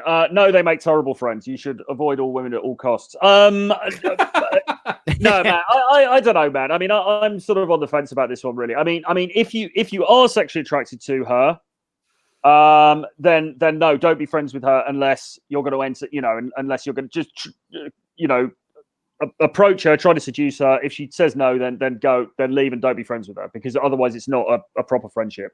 If you're completely not sexually attracted to her and she's a cool girl, then if you want, be friends with her. But I mean, for me, I have some female friends, but for me, I've the greatest value that I've got really is from my male group of friends, because other guys really understand where you're coming from. They know what you're going through. So I'm friends with guys who are older than me, so they've experienced things further down the line, etc., etc. So I would focus on that as opposed to having female friendships with ugly girls. I don't have female friends. Like, I mean, I have women I'm trying to fuck and women I'm fucking. That's it. Like, that's just, I'm wanting to throw my 2 cents in there. Rollo, next one goes to you. Yeah. Rollo, Neil, again, same guy, wants to know, do women make good friends? This next question is pretty funny, kind of ties into his mindset. Rollo, is love just a chemical reaction that lasts 3 to 5 years, allows us to pair bond, raise a child, then fades after time? Yes. Holy fuck, what is with this guy? Yeah. Yes, go kill yourself. That's where we're going with it. No, I don't my think. God. No, don't do that. I'm sorry. Well, I mean, that's what you're asking. Should I go kill myself because love is blah blah blah blah blah blah blah? And I can't Oh my possibly do that. God. First things first. Men and women cannot be friends. So let's just say I'm not to the same degree that you can be friends with your same sex friends. Okay. Because women use, like when I say men and women have boyfriends and girlfriends, and if you're not fucking her, you are her girlfriend. There's a truth to that, because women will observe you as being like, if you communicate with a woman as if you are a woman, she's going to treat you as if you're a girlfriend. So if you have like a platonic female friend, she's going to treat you as a girlfriend. And so just keep that in mind when you decide that you want to be platonic friends with a woman. Second of all, okay, so let's talk about love. Love is, yes, it can be love. The emotion. Speed round. Remember speed round. Yeah. The emotions that come from the chemical reactions are associated with the emotions of love are. Okay. Is it a little bit deeper than that? Yeah, it could be more than that. I happen to think that love is more than that. I think that men and women have different concepts of love as well. Men approach love from an idealist, like you're doing right now, approach from an idealistic perspective, meaning that love should matter just for the sake of love. That's why you get despondent when you hear things like, oh, love is just chemicals. Okay. Well, it's more than that, because it's a greater truth. It's a greater thing. Yeah. Maybe those chemicals bring us together, but they bring us together for a purpose. There's a latent purpose behind you feeling love, so that you will stay together. You'll have kids, you will raise those kids to maturity. And from an evolutionary standpoint, that's great. But there's also a bigger picture to that as well. So what else does love do? It also forms bonds between men and men. Women and women, families, tribes. So love is a lot more than just that chemical reaction between, like, for reproductive purposes, sure, but there's more to it than just that. So that's the starting point. But what's the greater purpose? What's the latent purpose of love for a social animal, right? Which is what we are. So yes, but look at the bigger picture. You're looking at the trees and not the forest right now. Okay, next one is a super pain in the ass. So I'll give this one to Ryan. Here you go, Ryan.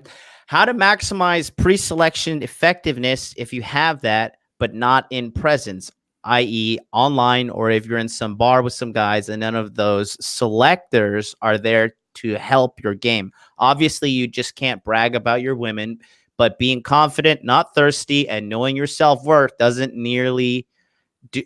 do it nearly as good as if that you've got in. I think we got enough of his question. If you want pre-selection, you have to earn it, man. There's no way to fake it.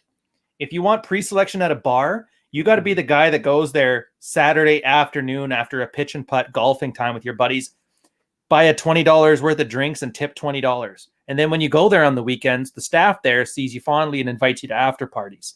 Ask me how I know. You don't get pre-selection from an online space until you've contributed a bunch.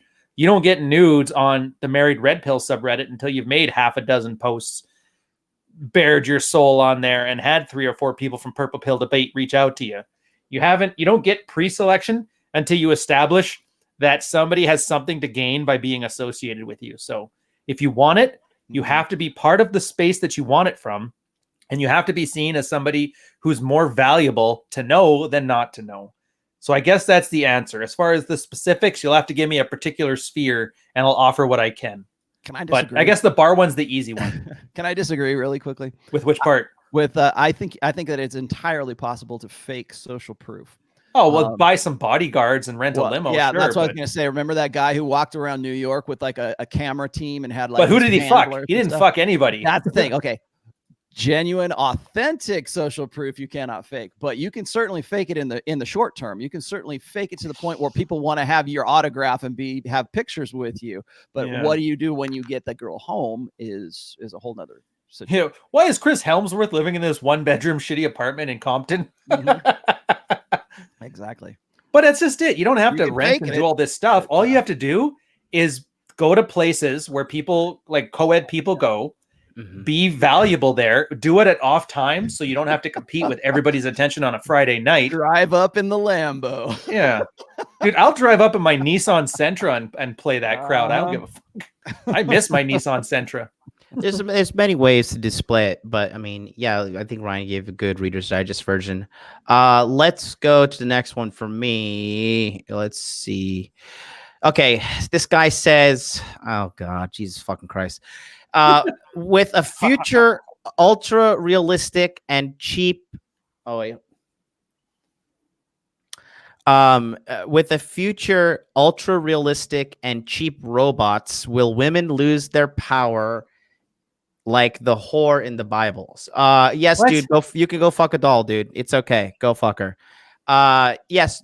Listen. If dolls get to the point where they like shrink into my pocket and I can just put them there, but I can like push a button, she comes up and she like starts like massaging me. She has like a hydraulic vagina that like fucking fucks the shit out of me and massages me and cooks and cleans and does everything around the house. Like basically I have like a portable sex slave in my pocket. Yeah, sure. I'll use one to supplement to put up with some women's bullshit, but we don't have that right now. You have a fucking Tenga, you got a fucking fleshlight, or you got a big, just fucking, just sitting around there. So, I mean, take your fucking pick, other than that, yes, I think to answer your fucking Space Odyssey question, yes, I think there's your screen cap for meme that you're going to do off of this show.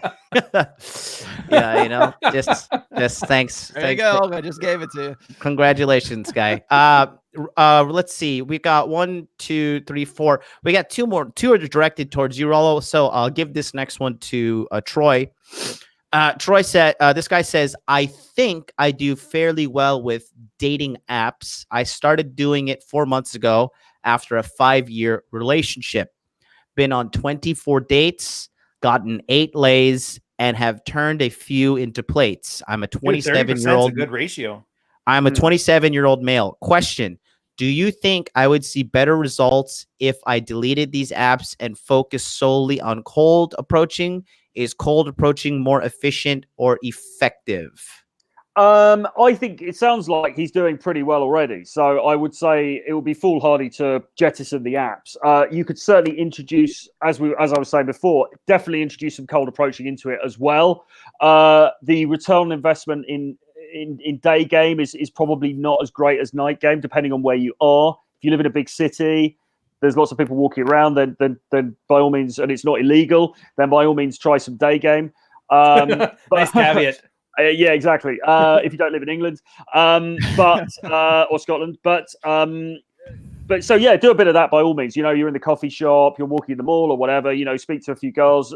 I would supplement it because it sounds like you're doing pretty well on the apps as well. But in terms of return on investment, I've always found night game to be to trump day game really, because it's kind of socially accepted, and a lot of girls are there are genuinely there to meet people. So do a bit of night game as well. Do a bit of all of it, but keep the apps because it's working for you, man. That's a really good rate, Yeah, it's pretty stupid to be like, oh, it's like a business. Like, yeah, this business is making money. Should I just completely destroy this business and start a flower shop just because I want to be a real man or whatever? Like, come on, like that's a wonderful metaphor. It's true.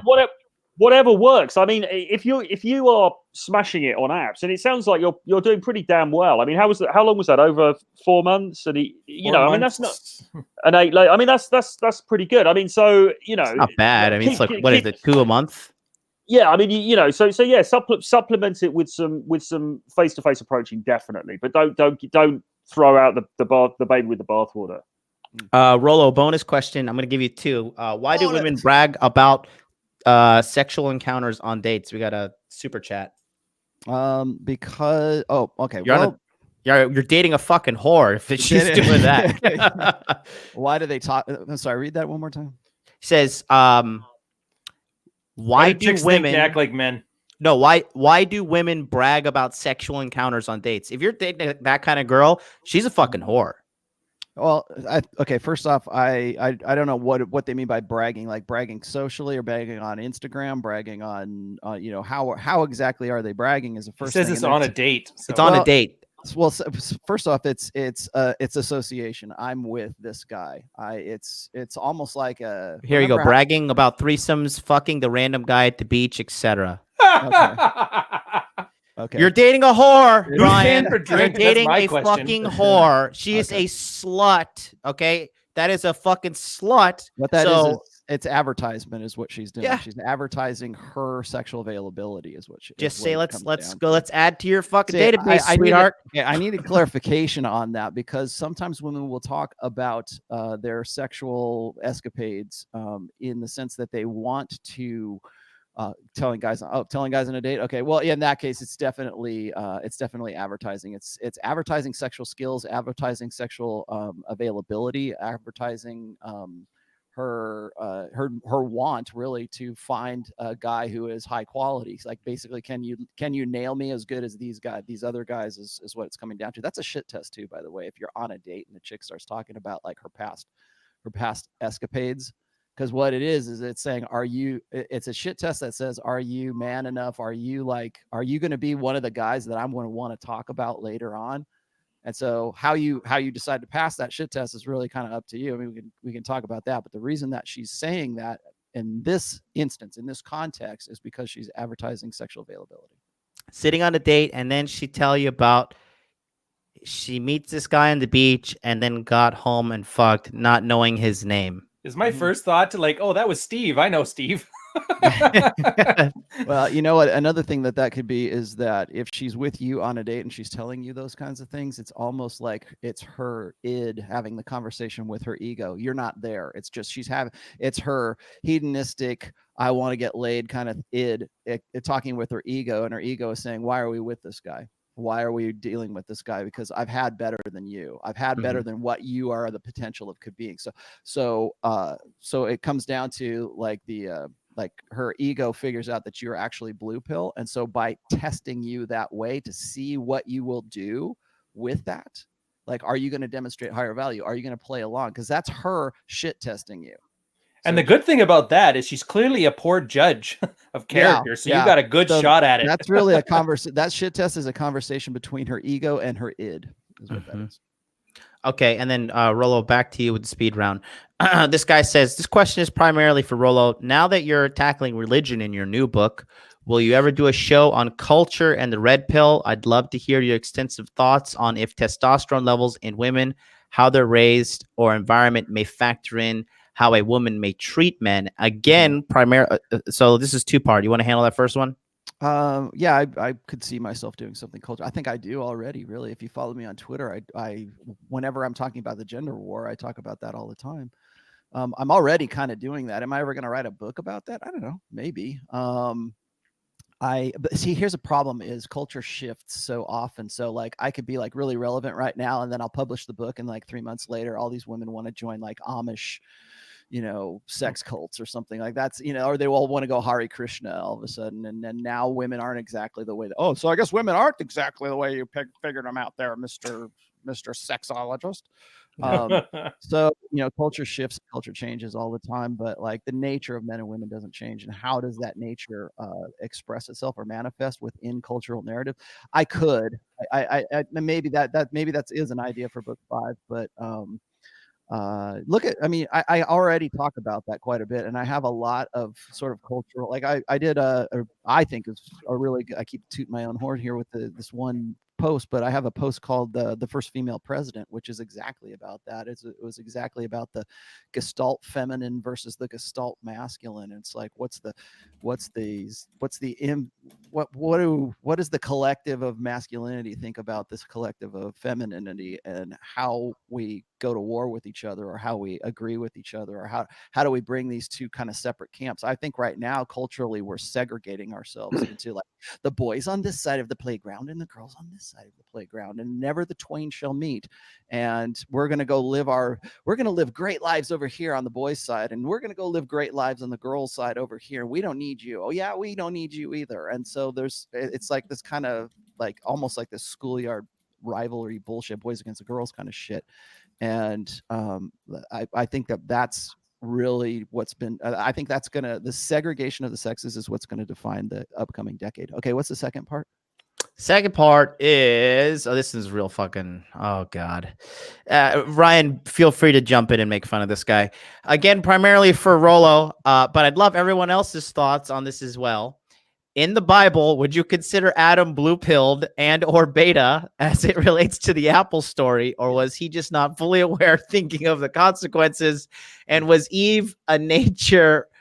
Was Eve's nature a hypergamous one by being enticed with an apple by the original bad boy Satan, even after given paradise by God? I don't even know what's wrong with you fucking people. Go ahead, Rollo. What the hell did I walk into? That's funny. You know, I should save this one for Religion in the Red Pill. Have you ever tried DMT, Rollo? Just to tie into that. No, I've done LSD, but I've never done DMT. Oh Jesus! So in heaven. let me just break this down a little bit. I like the question actually because it gets into archetypes and it gets into like what's the nature of men and what's the nature of women. I'm not a Bible literalist. I don't literally believe that there was a Adam or there was an Eve, but I do think that they are archetypes, and I do think that what the story that they tell is definitely true. So so what is the story that's being told? Well, there's temptation. And of course it goes to the woman because the woman is easier to tempt. Okay, so the guy's almost naive. Like if the serpent went up and started talking to Adam, he'd probably be like, "Oh, fuck away from me," you know? Because yeah, is he blue pill? I don't know. I don't even know if that really is. I think if he is a blue pill archetype in that story, it's that he doesn't understand the nature of woman. And remember what happened after. Also, you have to go through the whole story here. What happened to Eve after she ate the apple? Both of their eyes were opened, right, to knowledge of good and evil. And so she might have naively, opened her eyes. That's really the act of eating the apple was just her opening her eyes and becoming aware to what had been withheld prior, right? So you have they're both blue pill. They eat the apple. They become aware of good and evil. So is that a benefit for the human race, or is that a detriment to the human race? I think there's a lot of angles that you can look at the creation story in. You can also say that, well, the apple was the red pill, right? She took the red pill, and then as a result, Adam's eyes were open because now they realize they're naked. They realize that that they can actually die. They realize the nature of God. They realize the nature of everything that's around them. And then, of course, it's the crafty serpent that decided to trick them into doing this. So there's a lot more narratives that are part of that. I actually write about this in the book 4 right now. What is the nature? What is the basic nature of men and women without that understanding of themselves? And that's really where Adam was. Adam didn't understand himself, and he certainly didn't understand the nature of Eve. And it's Eve. I think by having Eve be the one who ate the apple rather than Adam, it reinforces. It's a narrative on the nature of women, that they would be able to be corruptible, whereas you remember, it doesn't say, well, first the serpent went to Adam and Adam said no, and then she went. It went straight to the woman because that was the nature of the woman, which is to be deceived. So there's a lot more to it than just that. But it's like a pickup routine. They love the lie. Yeah, exactly. So what does that say? I think the bigger Derek question. Jackson just bought a fucking Lambo selling lies to women. The bigger question that the creation myth says is, what are the natures of men and women? Yep. And that's it. That's all. We knocked them out. All right. Good. So if you guys get any more on the hit us with the super chat or just shoot them right now. Real quick, we could do a little round table just talking about what's going on in the meantime as questions come through. What you got going on, Ryan? Dude, for me, I've upped video production to 2 videos a week plus 2 Patreon Q&A. So that's 1, 2, 3, 4 plus this. So that's like 6 videos a week. On top of that, still the book. And on top of that, dealing with the clients. So I'm busy as hell. I don't even have like, oh, this is a great new thing, because there's just too much of it. By the time I get it out of my system here, there'll be another thing coming down the pipe. So just follow me on all the platforms and try and keep up, because this is damn tired. It kills me. It's all I got. Troy, what's up with you? Well, my 10-book pack, which is called Renegade Dating Blueprint, is available. I just spammed the chat with the You can see it below with the link. So do get that. It's $39. All of the info in there is worth $250 plus. So it's an awesome deal. I'm robbing myself, but do get on top of that. In terms of content, so my YouTube channel, I'm uploading videos, several videos a week on there, and a podcast. So there will be a podcast coming out on Monday, subject to be determined. So look out for that. And I'm working on a new book at the moment, but there'll be more news on that soon. As for me, we're gonna be doing Dude Party after today's episode, as usual, at 2 p.m. Eastern Standard Time, where we bring on members of the audience, and I have my own special little panelist. We're gonna talk about today's topic is does Michaela Peterson have herpes? And then we're gonna talk about other things, but that's just the lead off question. We're gonna talk about what fame does to a woman in a committed relationship. And we're going to kind of dissect her overall presence on social media. I'll be joined. Feel bad if she has shingles, by the way. I'm just going to ask. That's a question. It's not Michaela Peterson does, which is the daughter of Jordan Peterson. For you guys don't know, she posted her prescriptions on the internet, and one of them is for she like posted that she's like taking Valtrex, and Valtrex is used to suppress shingles and or herpes. So I just posted, and then she announced that she's divorcing her husband, and then and props to our man Andrew Tate, because I'm pretty sure he smashed, because he posted a picture of them together. The body language says it all if you're into that kind of thing. So we're going to be talking about that on Dude Party, which is going to be starting on this channel at 2 p.m. Eastern Standard Time. So in about 30 minutes. So be sure to hit that subscribe button. And just know, we also have the Rule Zero fan page. Go over there to facebook.com, type in Rule Zero fan page. I'll put the link in the chat for you guys that want to join. You'll be able to join after we screen you. The link is right there. This is where you get to have the closest contact with members of the Rule Zero panel, which is myself, Jonathan from Modern Life Dating, Troy Francis, Renegade Playboy at TroyFrancis.com, Ryan Stone, Rollo Tomasi, and Richard Cooper. That's where you'll be able to get the closest pulse to what we are doing here. Yeah, man, and I think Rollo's got his thing he's got his thing going on. I think he's going to do another show. But yeah, I think that's going to wrap it up for us here. Anyways, you guys got anything else to say in the meantime? No, other than this was a blast. Yeah. So, go ahead show. and hit. Somebody says, what about Carl? Carl's still recovering from surgery. So, right, Ryan? Yeah. So far, so good. Less Spurgs in the manosphere, and he'll be back to normal soon enough. Good stuff. So yeah, be sure to stay tuned. We're going to get started here in about 30 minutes or so at 2 p.m. on Dude Party. It's going to be myself. I know Charlie from Cultivate Crypto is going to join. Corey from A God Amongst Men. Abu American. Vince from Masculine Geek. We have a nice little panel coming up. We're going to try to get 6 people on, and it's going to be a good time. So until then, I guess we will catch you guys next week. Be sure to stay subscribed. Rollo, do you want to say your let me guess. Rollo, you want to say your final piece here as we wrap up? We're gonna wrap up right now. My bad. Okay. Here's the deal: is I'm going to be I'm going to be on Into the Gap here in about half an hour. So if like people were asking me, are you going to do a cultural social commentary? Yes, I am actually in about half an hour. It is on. Just check my Twitter feed, and you'll see the link to it right there. I go on this show. It's a terrestrial radio show in Chicago. It's called Into the Gap, and take that to be whatever you want to. But it is it's kind of like a social commentary show, but like we're going to be talking about male feminists and sort of gender issues on this one today. So go ahead and check that out. I'll be just look at my Twitter feed. I'll put the link on there. Also still working on book 4. That's coming along nicely.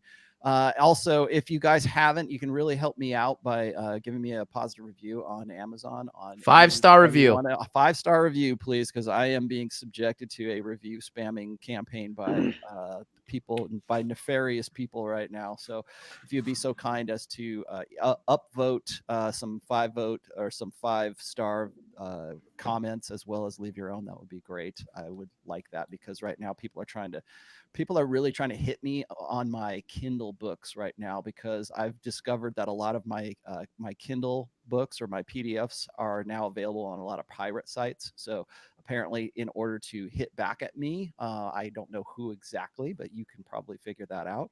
And they've decided to go and upload the PDF of my book to pirate sites in order to fuck me in the ass. So let me show you guys real quick. I'm going to show you how to do it. So look, I'm going to put this link in the chat. You can see right here, this is a customer review for Rollo Tomasi's book. You just click this little button here that says helpful right there. So we're going to put this link in the chat. And if you really want to help Rollo, if you're broke or whatever, and you can't buy a book and write a 5-star review, just click this little link right here. It says helpful. I'm going to put it in the chat right now. Cool. So that'll help Rollo. And it goes without saying, obviously, if you think it's helpful, click helpful. Yes, please. Do not defraud Amazon on our behalf. That is illegal. Yeah, like other people are doing right now. Yeah. So I mean, if you guys should offer a reward, like a free sex doll, to somebody who gives a good review of your book, watch those disappear overnight. Exactly. So, okay, guys, thanks for tuning in. Tune in to Rule Zero next week, where we'll be discussing more of your questions and topics concerning masculinity, dating, sex, relationships, the whole 9 yards. We will see you guys next week, 11:30 a.m. And stay tuned to this channel right here. We're going to start in 30 minutes for Dude Party. Does Michaela Peterson have herpes? Stay tuned. We'll see you guys soon. And now I'm going to have to skip that other show.